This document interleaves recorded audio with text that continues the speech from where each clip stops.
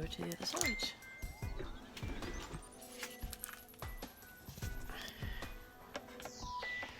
As you see, I've got 2 moulds ready to go. Now I'm not going to fill these.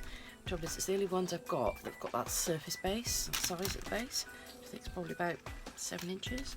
I'll just check they are clean, because my dog has a habit of passing her fur around it. She's done it in this one as well.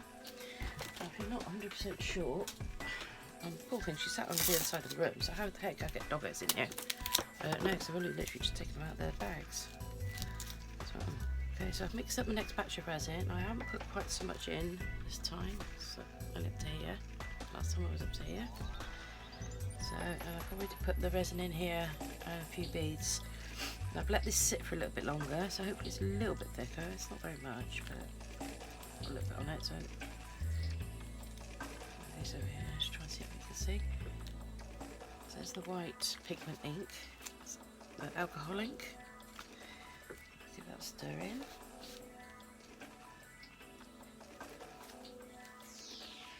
So obviously with the alcohol ink you just get the colour, there's no flashiness or anything like that with it. Well, not these ones because they're not metallic ones or anything like that. So you just get a nice basic colour. Put in a little bit of shimmer with this pink. Put that in there.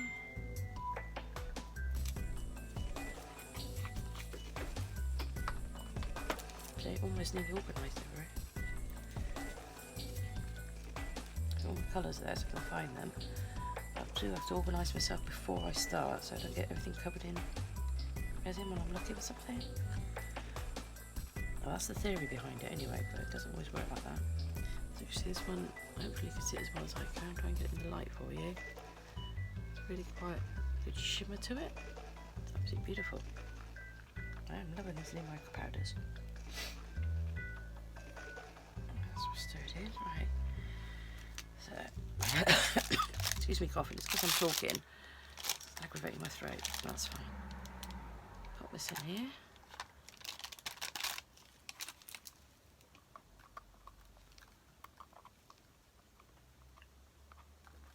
Push it off as we can.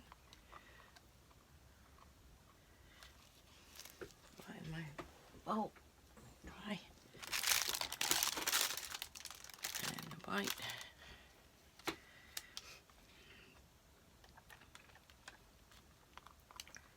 A little thicker, but not very much, because I haven't left it very long.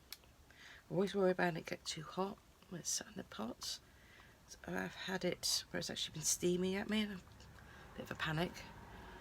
I'll show you the piece I did with that when it's done, because it's a work in progress. It's something I'm playing around with. Right, so let's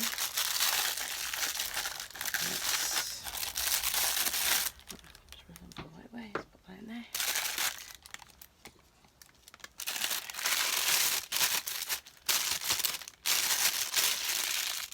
That's white. Give it a twist.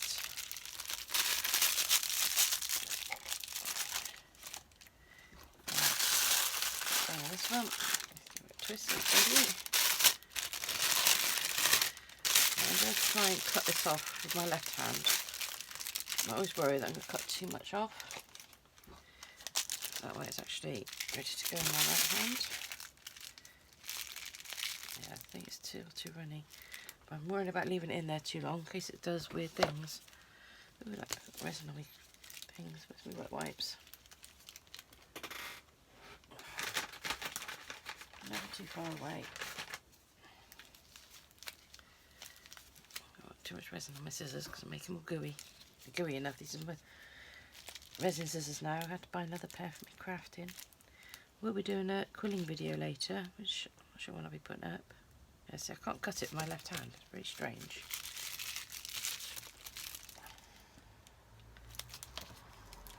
Pick it up until I swap it over. Yeah. Ooh. Right, so if we can do this. Hardly see the white at all. But it is there.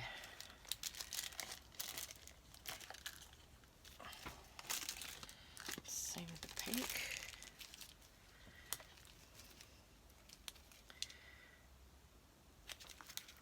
cut these too big, but we'll see. I'll drizzle it in.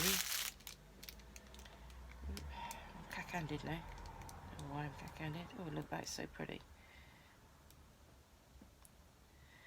Art is not my strong point, in case you haven't already realised that.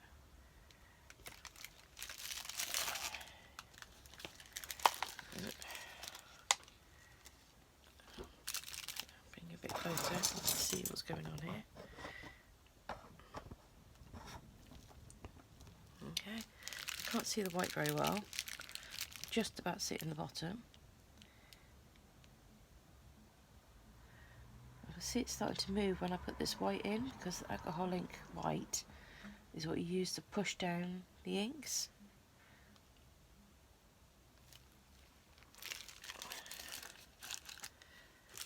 So when you're doing just dropping it in, you put your colour in and you put the white on top and it does push it down. Anyone who's not sure, who's never really done much with resin.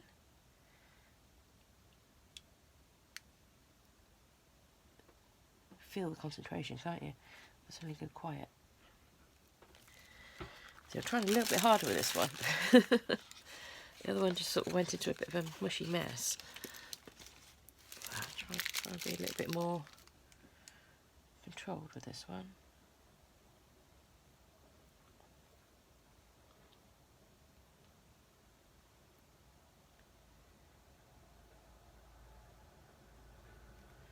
I'm just going to put a little bit of white around the middle, just around the beads. And then I'm going to cover that with a bit pink and then put a bit more white on top of the beads, or around the beads.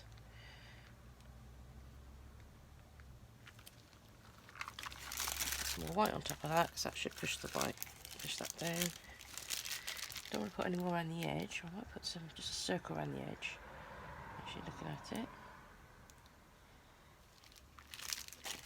And I still haven't set up my hot air gun. I did have a hairdryer once upon a time, but I don't know where it's gone, because I don't use it obviously. So I'm just going to put a circle around the very edge. Oops, so it's just gone straight on the mould itself.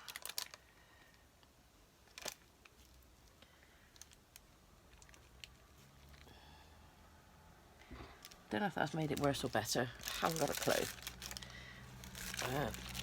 Just a little bit of this around the edge as well, just to push that down.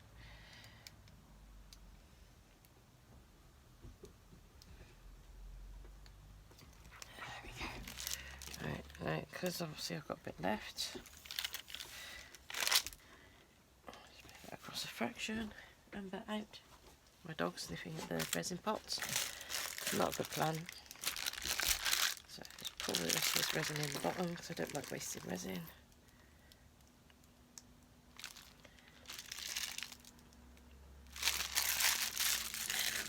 Put the rest of the white in. There it is. Put it in the middle.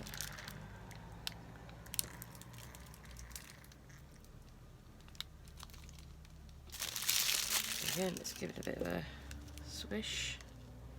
Actually, need to roll it a minute.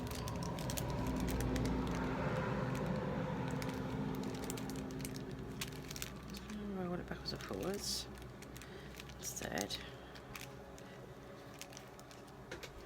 What I want to do is grab some glitter, pop a little bit of, what should we go for, silver, hopefully. This will turn with my gloves on.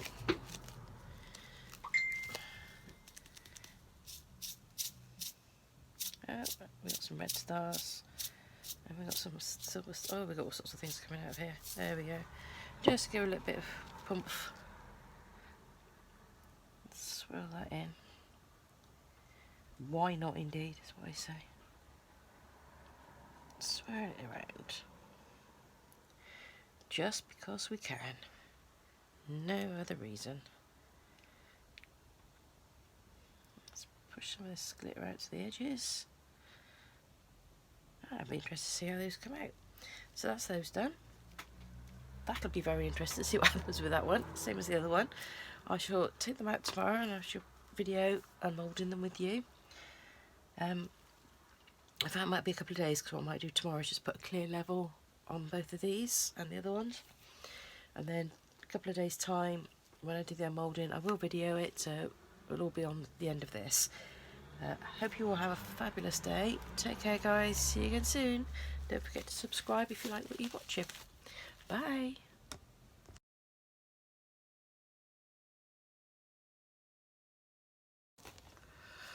Hiya, so we're 24 hours later and these are the ones I did obviously yesterday. Just found something in there. Oh, still there. Enough. These are the supposed to be flowers. Not really looking very flowery at the moment, so I'm not too sure what's going on here. So just pop back on, so I'm just going to put another thin layer over the top of them at the moment because they're quite thin. So I've mixed up my resin because I thought you didn't really want to see me doing that again. So we're gently just going to pour some over the top. I don't want loads, I just want enough to help cover the beads that are in the bottom.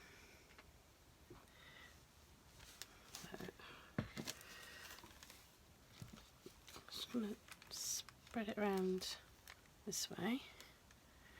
Don't forget, I'm very new to resin. Haven't got a clue what I'm doing really, except there's a very large hair in there and I need to get that out. How on earth that managed to get in there, I don't know. It's got to be one of mine. I can't even blame the dog for that. Bless her. So that's that one clear. Just move this round again in here.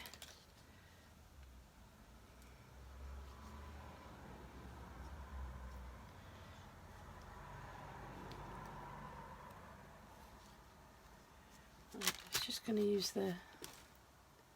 I just want to make sure that the little beads at the bottom are underneath. I don't want to put loads in because I don't want this great big thick piece.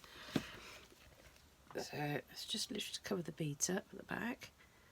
Ooh, before I pour this, I've just seen something on there.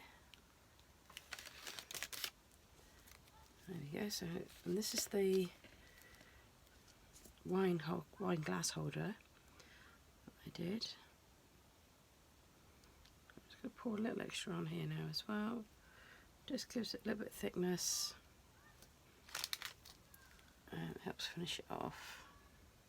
I do like to try and give them a clear base, and when it's done I will be top coating it as well, but I use a different resin because this is the Epidex Clear, and when I come to doing the top coat I shall show you that one.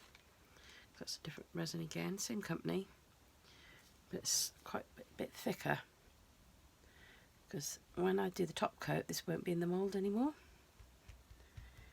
So I'm going to walk you through the whole process of what I do with these, including the sanding and the top coat. I should make sure that's covering everywhere. Put a tiny bit more in. Again, I don't want this super thick. I do want to make sure it's all completely covered right the way around. There we go, and do the little mat as well. Put a little bit extra on there. Got a few extra other projects behind me. So this bit of resin that I've got in the bowl still, the jug still won't go to my wastes. I won't go to waste either, flipping heck. It's cold, it's really getting to my head, doing my nutting. Right, so there we go. So just put a little bit extra just to top them up. There we go. So again, we're going to wait another 24 hours, just let them finish settling. I can't see if this is working or not.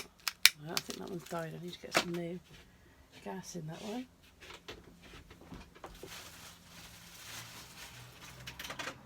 And there's a if by magic. Oh, take the lock off. There we go. Just flip this over here. Flick it across just to make sure there's no bubbles. It's quite annoying, you suddenly find you've got a bubble in an awkward place. That's why always double check the corners around the middle bit here. There we go. And let's do these as well. Got a bit close there.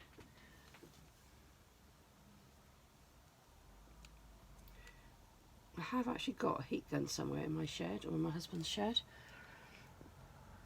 I got it when I was doing some DIY on the stairs. I must try and dig it out, because apparently using the heat gun is a lot better for these, for popping the bubbles and brings the bubbles up a bit more. So I shall dig that out, and when I can, I'll show you how I'll do it with that. So these are now going to sit again for another 24 hours, and I shall come back on and we'll see you again soon. Be about flicker of an eye for you guys, but I'll see you in 24. Have a great day. Bye.